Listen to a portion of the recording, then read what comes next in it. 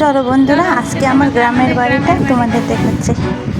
ভালো করে ক্লিপ নিতে পারিনি, খুব তাড়াহুড়োই ছিলাম, তবুও তোমাদের সঙ্গে শেয়ার করছি। দেখো কত সুন্দর সবুজ না, গ্রাম গ্রামেই হয়, কত শান্তি। আমরা যারা শহরে থাকি কতই না হাসপাস করি গরমে। এটা হলো আমার গ্রামের বাড়ি। আমরা এখানে থাকি না, কর্মসূত্রে টাউনে থাকি। তো দেখো, এটা আমাদের মেন গেট। যখন আমি ছিলাম, বেশি দিন ছিলাম না, হয়তো 2 মাস ছিলাম। এখনও ঠিকমতো ঘরগুলো ঠিক করা হয়নি, করব আস্তে আস্তে। যখন এখানে পার্মানেন্টলি থাকবো তখন ঠিক করব। এটা আমার বেডরুম ছিল। এগুলো আমার বিয়ের আসবাবপত্র, আমার বাবা কত আশা করে দিয়েছে এগুলো। একদিন সব শেয়ার করব খুব ভালো করে তোমাদের সবার সঙ্গে।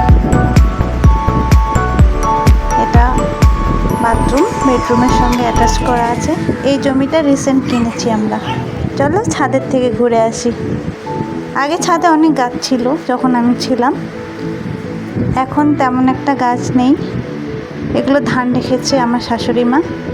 এই জমিটা আবার নতুন করে ধান লাগানো হয়েছে। এটা রিসেন্টলি কিনেছি, দেখি কি করা যায়।